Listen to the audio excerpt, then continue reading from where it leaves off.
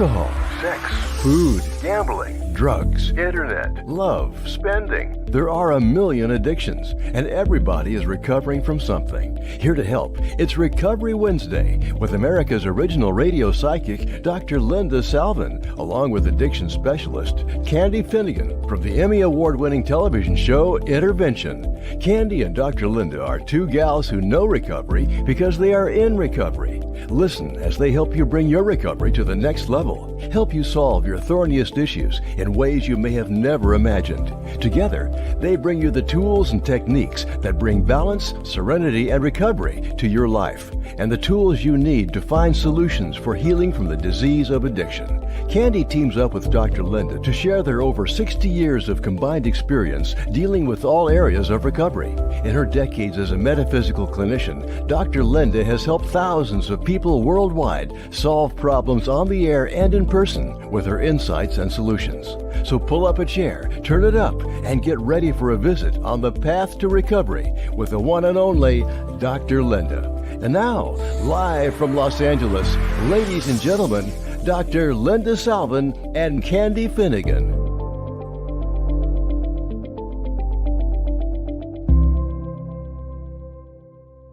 Hi, it's Recovery Wednesday and it's Valentine's Day, so we are wearing red to show Well, I'm kind of wearing red. kind of red. Well, we're red enough.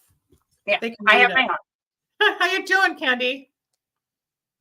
I'm doing okay. The world is in session, so Yes, it is. It's quite chaotic out there.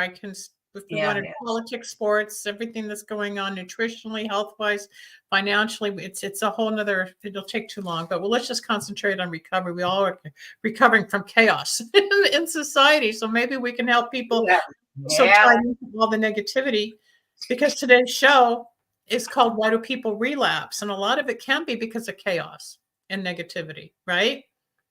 Well, in the DM5, this at the beginning of the year, they said addiction is conceptualized as a chronic relapsing brain disorder. That's kind of new. That is It kind of new. says that outcome studies and reported that more than 75% of subjects relapse within the first year of treatment. That's a horrible statistic. It is. It's not a very good statistic at all that people can't grasp what I and you and most of us who are in recovery understand, which is finding that power greater than yourself, but it's the commitment and walking through that one day at a time and those fears and anxieties, and don't pick up that drink or that drug or that cigarette or that cookie or whatever your thing is. Don't go to the casinos, whatever. There's a lot of different. Here's the second, which this is all brand new. It was pointed out to me, I guess maybe 10 days ago, which made me think of the topic. It says relapse prevention is a cognitive, behavioral approach with the goal of identifying and addressing high-risk situations for relapse and assisting individuals in maintaining desired behavioral changes so this does not happen, preventing an initial relapse and maintaining absence of harm reduction treatment, providing lapse management. If a lapse occurs, such as further relapses that can prevent, it's a preventive, initially evolved as a calculated response to long-term treatment failures. What if somebody that's a new addition medically, psychologically to define what this is? I have a client. Really, it's mental, which addiction has never been before. I mean, it hasn't been in the DM5. We've kind of known that it is, but I have a chronic slipper who's a client and who became a friend, as I've discussed with you. And how I think what I'll do is give her a link to the show later, maybe help her go beyond. What about the person that denies or doesn't want to admit they constantly relapse, or they're not willing to get out of the pit? Well, they think they don't have a problem and nobody helps them. And there's a defined situation that is taught, I guess in addiction studies, but a slip is somebody who drinks or uses or goes into a behavior, and maybe it's for one night. Maybe it's a drink at a wedding. Maybe it's, but it's a very short-term process. Relapse is a continuation of what you used to do with negative consequences. So I mean, for me, I thought slip something, but there is a true definition of that they are different. So your friend keeps constantly relapsing. Right. And so, what is missing in her struggles to get sober and stay sober? Now, I have a very close friend that we both know, and she relapses. It's usually for 2 or 3 days, but to me, she's I mean, she's been trying to get sober 20 years. And what happens, she doesn't count days, she doesn't count months, she doesn't she does stay in touch with her sponsor. She says she's done another step 1 or she's done some step, but she never shares it. And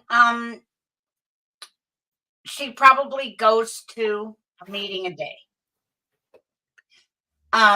So in this situation, I think that she thinks that it's the only solution to her feelings or her mental thoughts or whatever. Because if I hadn't counted and I hadn't taken a few suggestions from other people that were in recovery, would I be around 12 step or would I be in it? I feel I would be around it. And I'm not sure you can stay sober when you're around it. It'll eventually catch up with you. Now, there have been relapses that I know have benefited the person because they thought they were well or they thought they didn't have a problem. And then they relapse and, God knows. In the addiction world, there is no such thing as one last time. No, there's not. Because It gets worse. you don't know what you're scoring, you don't know what you're getting. And a lot of people have died with that one last time because of fentanyl. Well, yeah, that's killing more and more people constantly. But I don't know how to help this woman anymore. And she called for professional services in my other area. And I had to say, I don't want to work with you. I said, I didn't yell at her, but I got stern. She's so sensitive. She thinks everybody's yelling. She says, don't yell at me. I said, you know what? I can't take the drama anymore and the negativity because you don't want to get sober. Well, I had 6 years. Yeah, you had 6 years, but you did it by yourself. And it doesn't work alone, which is why Candy and I have taken shows and time to explain about the community and how we help each other. You support each other. It's a we program, not a me program. You can't successfully achieve, just like Candy was saying about being around the program and in the program, if you're listening and kind of popping in and out, but are you working it? Are you doing what they're asking and suggesting to help you or me or her heal, recover? That's what it is. So you don't have to be on the wheel and in the depths of depression and self-loathing or the drama. Linda, I also believe, and we've talked about this before, you and I, if you really have nobody around you, nobody that tells you they care about you, and I'm talking about immediate people, not the 12-step program and support, a lot of people do it for attention. I can see that. It's almost like feel sorry for me. Yeah, feel sorry for me. I'm pathetic. I need help. You need to help me, which is why I feel guilty about my shutting her off. But this isn't once. No. This isn't once. This is a continual behavior. And it's up to her. Gets your attention. It gets your attention. And I jump right back in there. And so what it is it's validating this relapse. not you and her, but it's Her like behavior. And all I'm trying to do, I give her your suggestions about a 5-day treatment to she doesn't want detox. suggestions. No. And so even though it's painful and I feel guilty, but I had to tough love it right now to just break it, and maybe it'll get through. I don't know. I'll send her a Or copy. you can say, why don't you go out and do this till the wheels fall off? I'm Because going to send her a copy of today's show. I mean, because what you're doing is allowing her, and I will tell you, and I'm so sincere about this as you are. There's never anything you can do. Well, I take that back. There's most anything you can't do that you aren't accepted back into a 12-step program. always. The doors are always open. It's not perfection. And it's we know the struggles. That's why we're there. And we're there to support you. But I have to tell you, when I used to have the meeting on Monday night, Right. there were a couple of girls that just, like every 2 years they'd come, and they'd come to the meeting all the time. But I think it was so much more social. But, they'd crawl in and say, I slipped again. And we'd all go, oh, and I don't think necessarily in one situation it was fake. But it's like, why didn't you take our suggestions? Why didn't you pick up the phone and call us before you drank or used? Why didn't you get out of your own way and Fear. and fear, get in the there's car and start self-righteousness. driving around and don't drive to the dealer's house or the liquor store? So we have given you suggestions to not relapse, but you don't use any of them.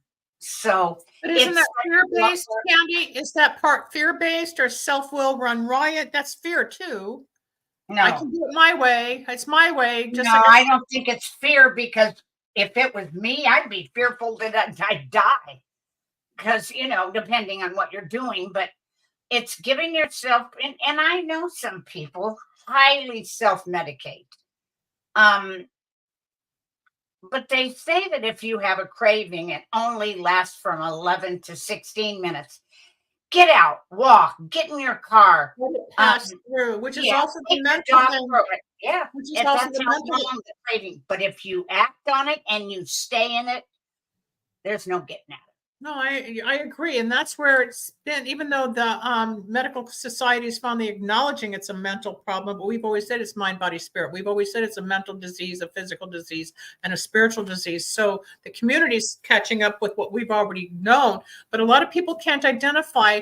Like it even says in the big book, that thought of having whiskey or whatever it was with some milk to calm it down, but he didn't just walk through the thought, he went for it. And that's where the slip begins, and then the relapse begins.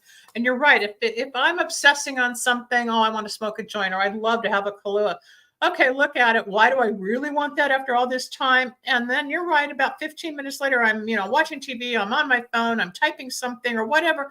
And that craving that used to run me like it does most addicts or people who are into something and impulsively give into it, it does pass. It does go away.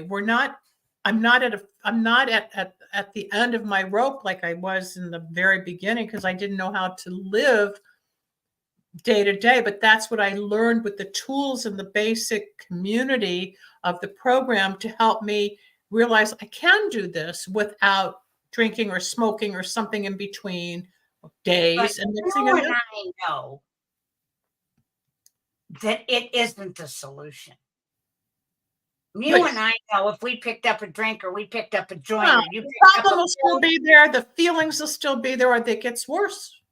well, but we've always used it as a coping mechanism.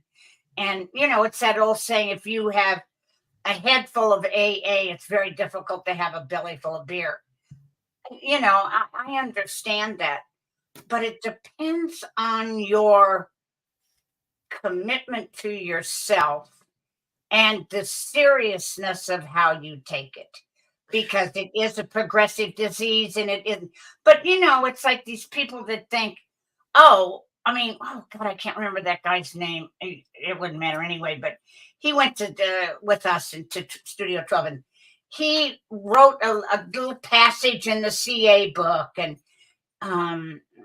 it's like he was kind of a big speaker, and he thought, look what I've accomplished, hey, and he overdosed and died in an apartment by himself, and he'd been using a while, and he was able to keep it quiet. Honesty is a part of our program, but it's not a part of, you have to learn it yourself. It's very difficult to teach honesty. It's one of the things you attain when Scott Redmond died of kidney. Oh, no. I'm trying to remember who that was. He was married to a girl named Kathy.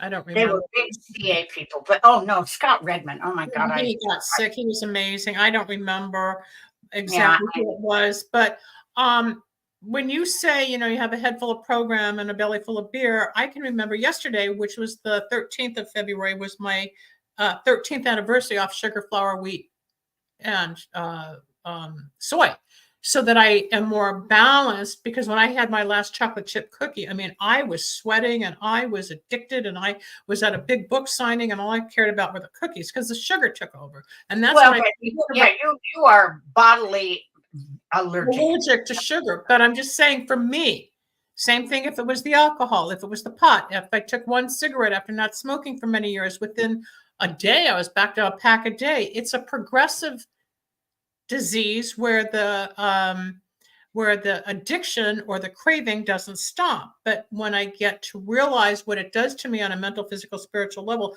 that's when I finally heard the program. Just like it said, God's will is to stay sober. My will is to drink. God's will is to eat sugar.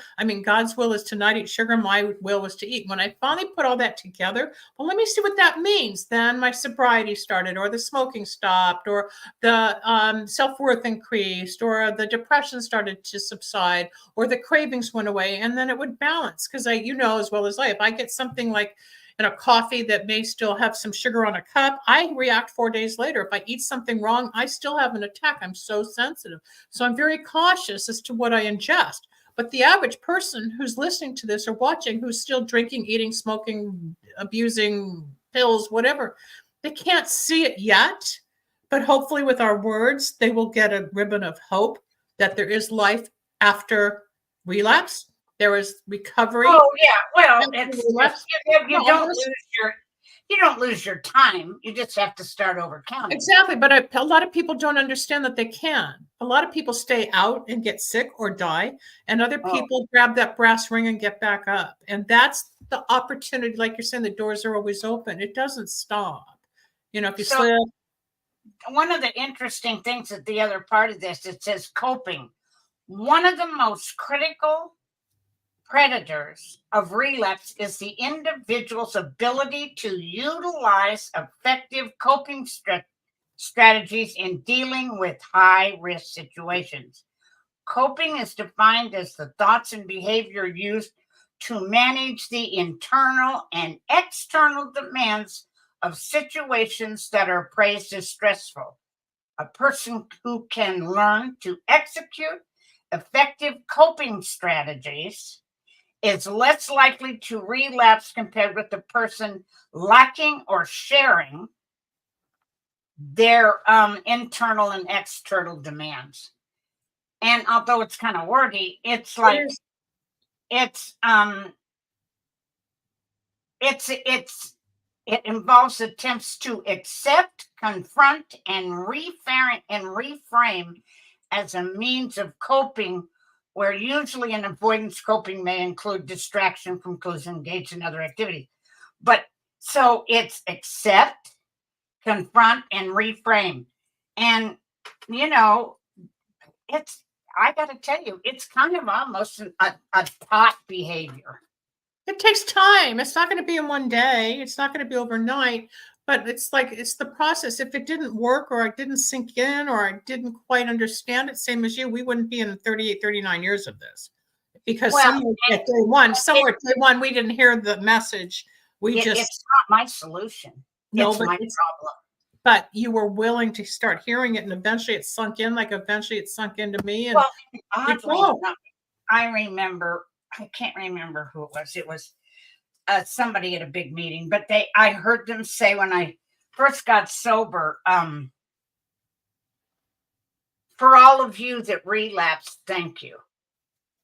Because you've proven to me once again that I'm no different, and that I could easily be the next person, but I've learned by your mistakes. And I I think I heard it in the beginning as you did too, but they don't say that anymore. They don't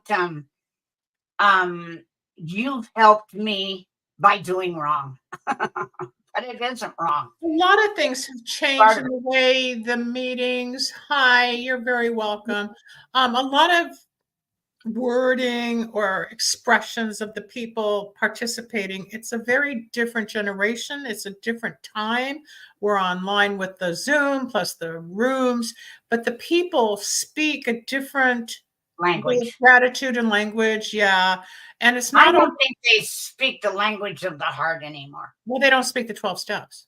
They Well, really, yeah, I think they do, but I don't think that I don't hear it the they way I haven't had community. They haven't, I mean, because the last 3 years, I mean, here we are. The COVID epidemic the epidemic part is gone, but COVID is still, I mean, I know somebody that got COVID yesterday. And but what the process is the community that holds that safety net for you can't be on a square on a screen. It No, has to be it's not like or are you okay? shop. No, we used to There's go to no the individual care anymore. It's all well, we used to have fellowship. We'd go to a restaurant or a coffee shop, and we'd have like 30, 40 people walk into a place and take over. And we all talked and shared our experiences and our strengths and gave other people hope, or they're brand new or they had time. They don't do that as much. They do. They still have that.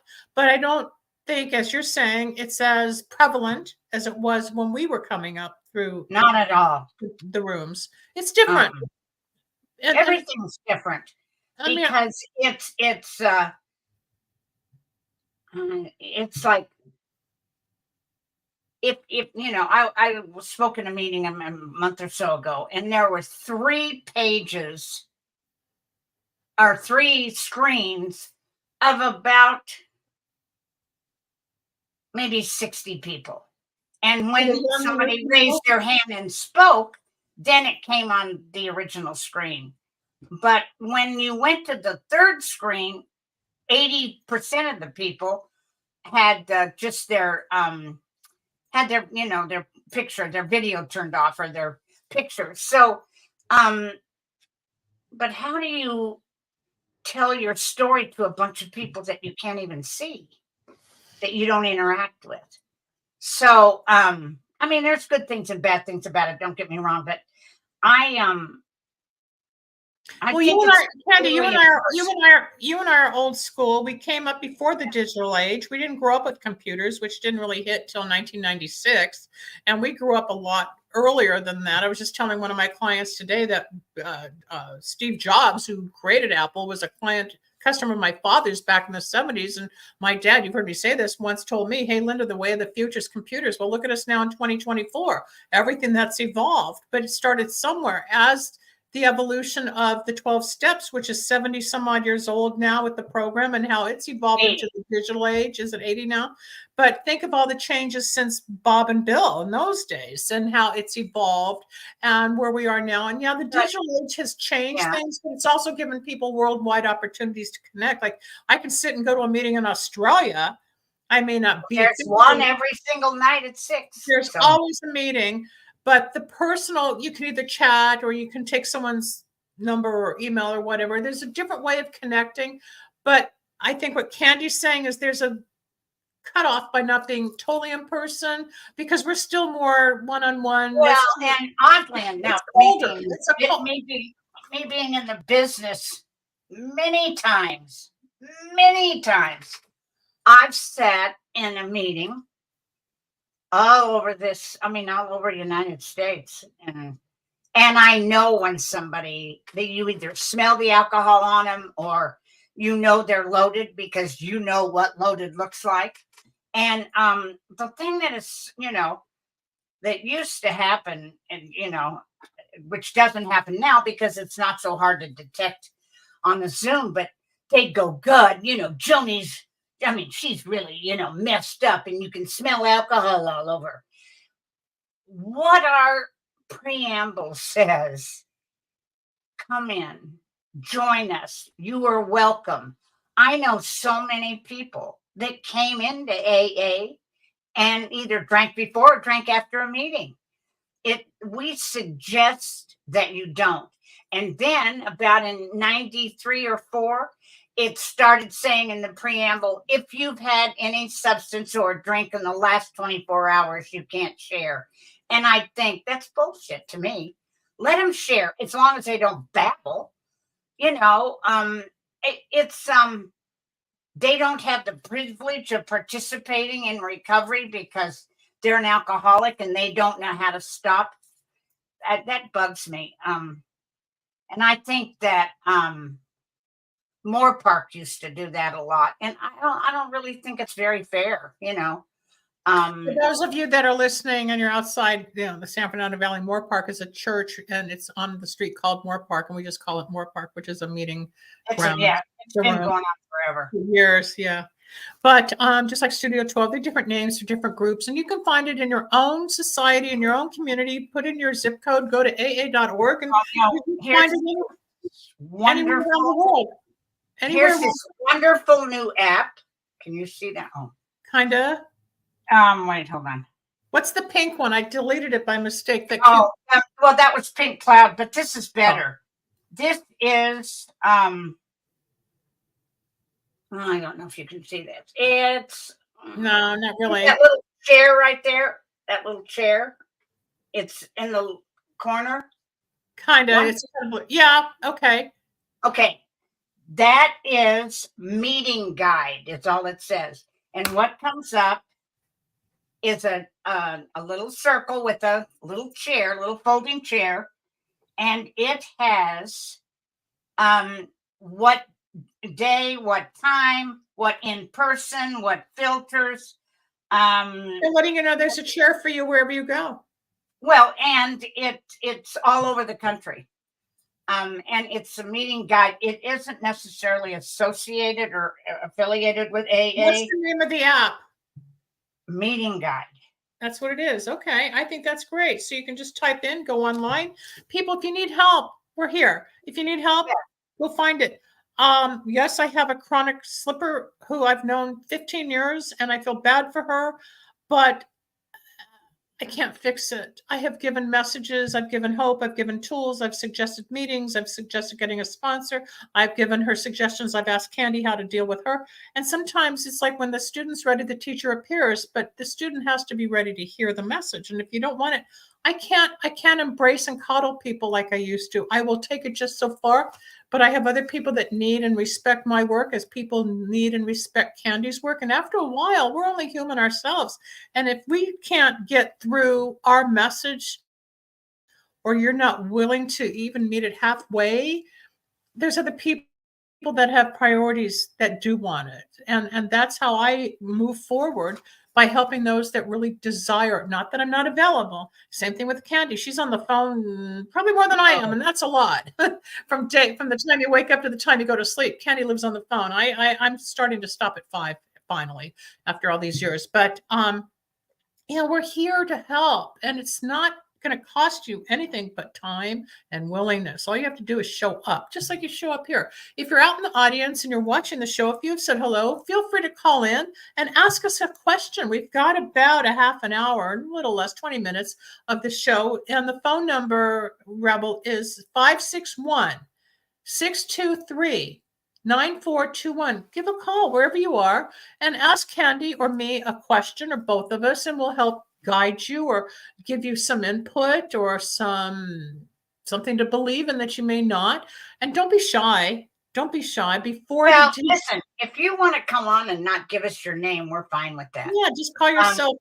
If you don't want anybody to know who you are, your face isn't going to be shown if you call. If your name is really Dave, you can say Bill. If your name is we don't it's care not going anywhere. What your name is. We care who you are. Yeah, if you want to just say Crystal, you're a Crystal. I bought a big black Oh, Look at this. It's a black amethyst. I bought it at the convention, the Whole Life, it's what was it called? beautiful. The Conscious Life Expo. It's real sparkly. And, me, hearts, butterflies, pine cones, and feathers. That's my thing. And I've been keeping it. Yeah. This is my little, there's so much energy out of it. It's healing, and there's hematite in it, which is grounding and helpful. And the amethyst, of course, is inspiring for the psychic level. People, And here's what I have. I have this tiny little square. but That's it's a heart that for Mike love. gave me years ago, and it says soulmate. Oh, he was definitely your soulmate. Hello, Carolyn. Why did you call in? Carolyn, I met when I was a junior in college, sophomore in college, 561 Here we 623 go again. 9421. Carolyn, call in. She's in Virginia. I met Carolyn. Have you ever met a stranger? Yes, I meet lots of strangers. You were a stranger once. Well, please. 561-623-9421. Carolyn, please call in. I met Carolyn when I was a sophomore in school, and I ended up staying with she and her husband in Pacifica because, as you know, Sherry, who was going to come be my roommate from LA, didn't come, and I had to give up the apartment, and it got all messed up. But Carolyn and her husband at the time took me in, and we became great friends. And Carolyn used to be a stewardess for American Airlines for 37 years. She's been on the show. She helped. That's a long time. We brought the guys back from the Gulf War. She's got an amazing story. And she lived in Tampa with her husband, Dave. And then he passed away. And I flew back a few times to help her when things were getting rough. And now she's remarried again and very happy in Virginia. Please call in, Carolyn, 561-623-9421. I know you've been sick, but we can hear you through the congestion. Please don't let me down. 561-623-9421. So, and Carolyn's brother was alcoholic. So Carolyn understands the 12-step. We've had talks about addiction and what her brother went through years ago. Come on, somebody, call in. 561-623-9421. We're not going to bite. In the old days, talk radio where people talked. Nowadays, it's chit chat and you're texting and messaging, but I want to engage. So does Candy. Carolyn, call in, please. Come on. I know you're sitting there being shy. 561-623-9421. She can fly all over the world, but you won't call a radio show. 561-623-9421. She knows I can jabber. Anyway, so we're talking about why do people relapse? There is a difference, and Candy made this statement a little while ago. The difference between a slip and a relapse. Why don't you redefine that again? Because some people may not understand it. You've got time away from the drug of choice or the substance of choice. And then, okay, one day you have, a drink at the wedding or it's Christmas. And then by that next Thursday, you're back on and you've got years coming. But then the relapse is where you can't stop. I mean, you just can't get out of the pit. You can't get out of the well. And it's sad. We know somebody who is so much addicted to whatever she's addicted to, she becomes physically violent. She's been in jail. The disease takes over people. It's the disease of mind, body, spirit. Well, but I think it's really I think it's not procrastination.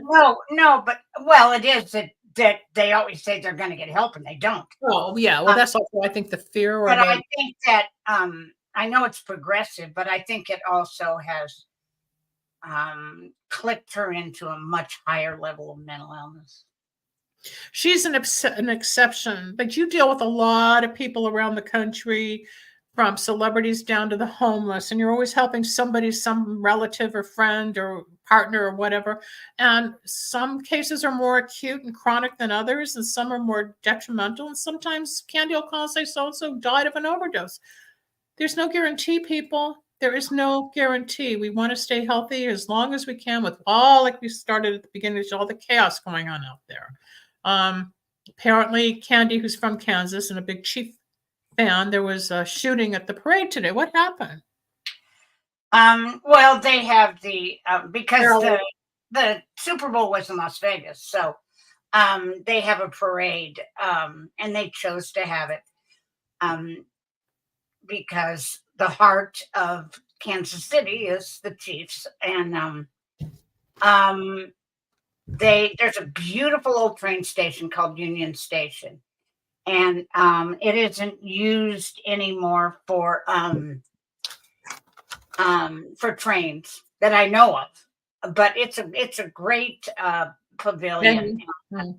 They had over 2.8 million people line the streets all the way to Union Station.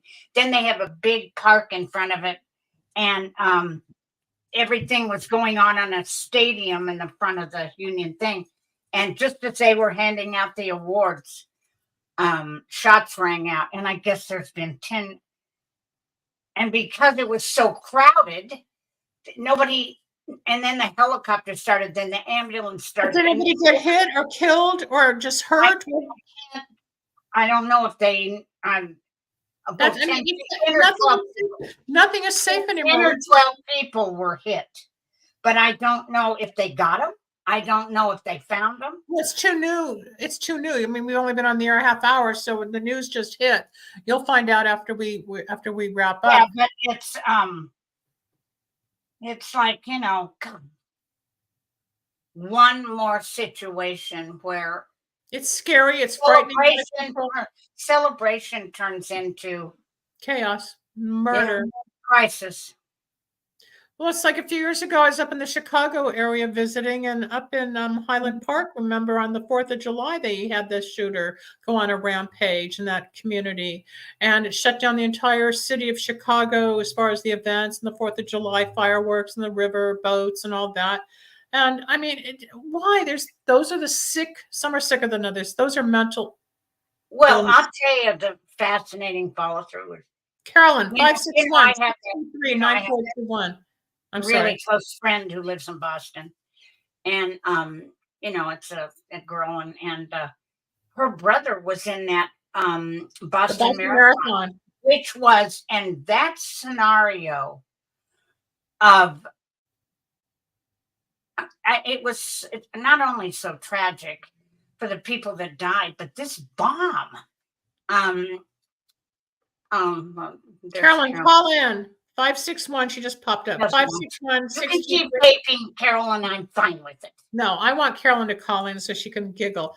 561-623-9421. Go on back to Boston. But I will never forget the chase for this guy and what they did to find him. And remember, he was hiding in a boat with the tarp over it. But it was he and his brother, right? Didn't they have his? They got the brother. Yes. But I mean, and they said, what was the reason? And one of the brothers said, we didn't want to see a whole bunch of people having fun. Really. And of course, they're still in jail. But it's like, I can't tell you, and all the shootings in schools and the universities. And then last Sunday, they shot 3 people at Joel Ornstein's church. At the church. Yeah. Is there no sacred place? And the answer is no. No. You can be in a movie theater, at the mall, CVS. You could be at the library. This woman was, she had grave mental illness, and she was in a 5150 4 months earlier. They let her go after 2 days. Guns are legal in Texas. She brought her 7-year-old son with her, and she wasn't supposed to have him. She didn't have custody. And I mean, it's like, who's tending our country? Nobody.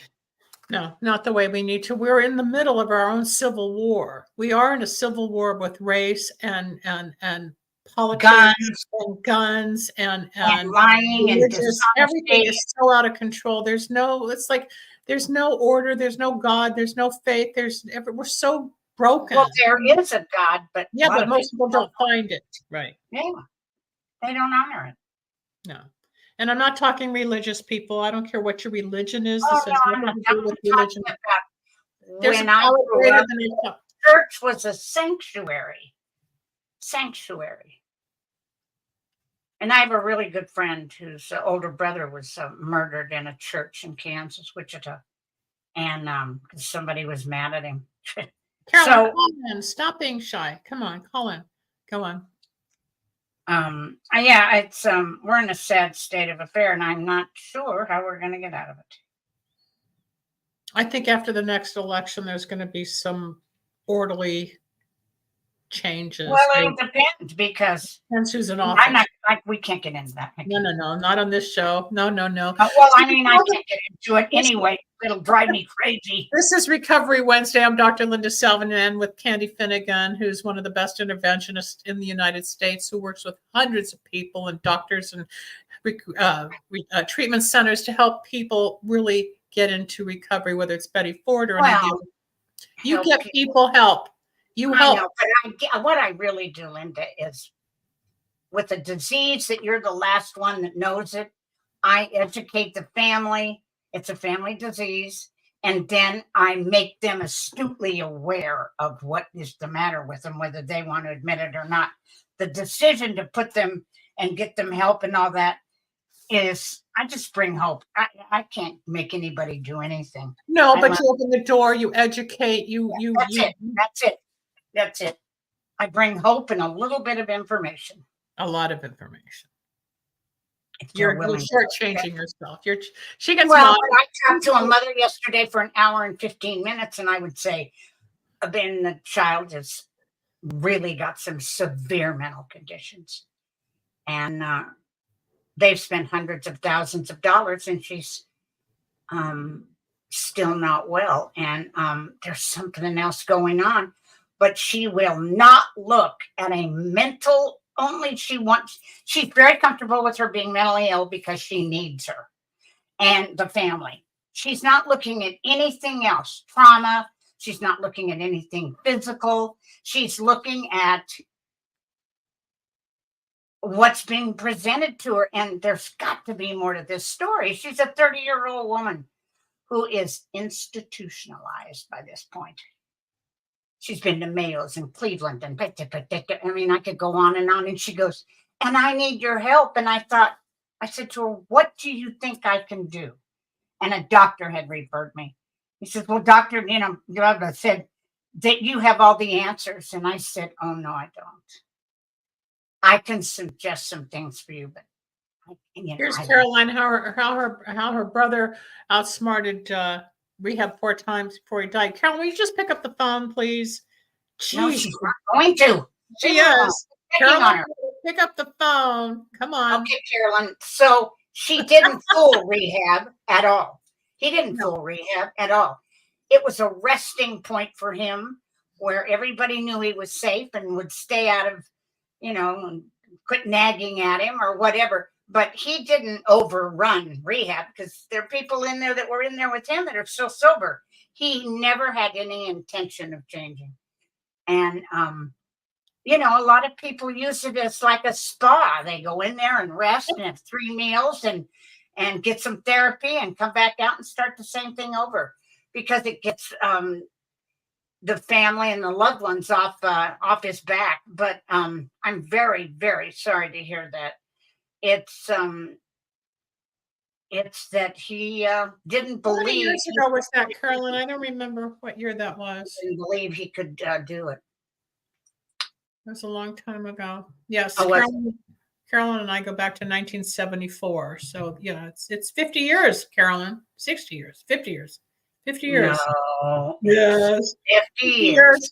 50 years. Geez, Carolyn, it's an anniversary. 50 years this year, 1974 to 2024. Holy cow. It was 50 years ago. I was at San Francisco State getting my bachelor's in health ed. And look at me now, talking health, recovery, prevention, nutrition, candle magic, psychic stuff, intervention, whatever it takes to make us happier, healthier, stronger, and survive all this chaos out there. Our job is to stay healthy, people. And if you're imbalanced or you're flying off the handle, recovery is probably one of the best brass rings you can grab onto and get off the wheel and just really get your life back on track. You will find peace and direction and hope and friends and love. And, it's interesting, Candy, how do you respond to this? Because I'm going to give her the show. She said nothing good happened in 6 years while she was sober. And I had it right back. I said, you're not grateful. She got a house. There was a lot of things that did happen, but she can't see it because she's back into drinking. Well, the disease. Yeah. So I said, that's not true. A lot happened in 6 years. you have her make a list. I said a gratitude list. I've done all that. No. You have her make a list, and you have a line down it, the middle of it. And one thing is good and bad. And so you have her write down, and if she can't think of any, you go, where do you live? Oh, in a house. And then she got that house last year when she was so afraid she wouldn't get the house. I said, yes, you're going to get the house. And the loan went through. You watch the progress. Yes. But a lot of times when you get into this disease, you have to remind her. So since she's been drinking, what bad has happened? Not anything. What bad has happened when she drinks? Don't know. Really nothing. She just drinks. I mean, it doesn't like, have she had any DUIs? She had a car wreck? Did she fall down and break her hip? So, when you try to ask things, or insurance is taken away, or the ex didn't pay something, or something happened, things, and I said a lot of things will be removed for you to start over. A lot on life's terms. Yeah, they take things away so you get strong. That isn't because she's an alcoholic. No, it's just that she gets to see what can be done and what can be removed. But once you get sober and you get a handle on making money and becoming self-supportive and self-sufficient and taking care of yourself and your family and everything, again, you don't have to stay at the bottom of the well. You don't. But it's like I was thinking this morning, my situation, and there's this wonderful, wonderful woman who has had stellar recovery for 43 years. Helped so many people. Sorry to hear. And let me tell you something. She's had cancer twice. Once she went into remission for 5 years, and now twice a week she has gotten cancer treatment for 8 years. Is it because she's not a good person? No. Is it because she didn't stay sober right? It's life on life's terms, and it's how everybody in this community is surrounding her and supporting her so she's not alone. And she's made some, big decisions on not to continue treatment because, God, she's been fighting the fight for 8 years. And but I can't blame her being an alcoholic on it. But I'm sorry, because I know what you're going through and the pain. It's like if something like that happened to you, I would go, I don't even want to think. I was thinking about it last night. It's kind of like Mike, but, well, we all she fought the fight until she just didn't see an outcome. And, she's, I think, 78, and I know she has to be tired, but she's, even when she was very sick after these procedures, she was on, thank God for Zoom. She was on Zoom every Saturday and Wednesday with her girl group, and she has love and support. So she's not alone. That's what we're trying to say. You're never alone with this, regardless if it's online, in person. And we said that 25 minutes ago at the tail end of the show. But Candy's using this as a wonderful example of the community, of what the program offers. Well, and she hasn't done anything wrong. No, but she shows up. She's done her recovery perfectly. She shows up. She still shows up. But that doesn't mean she's, not subject to things that happen to everyone. No, life happens. We got 2 minutes left. If you get cancer, if you got diabetes, if you got a toothache, if you've got cardiovascular, a heart attack, a stroke, a pancreatic, life. There's no prediction to say you're going to be totally healthy till you're 90 and you're not going to be afflicted with this or that. We all have perfect. Yeah, we all have ups and downs. It is life on life's terms. Do I like all of it? No. We all have the right to be happy. Yeah, we do. Only thing you got to do is try.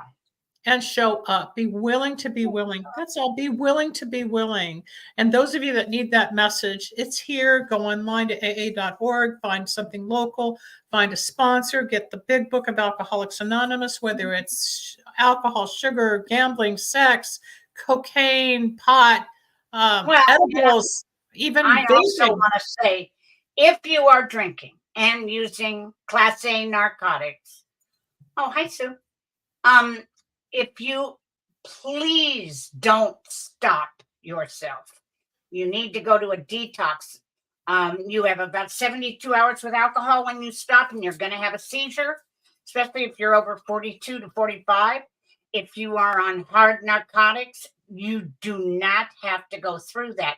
There are places that take Medicaid. There are places all over Los Angeles, but all over the country.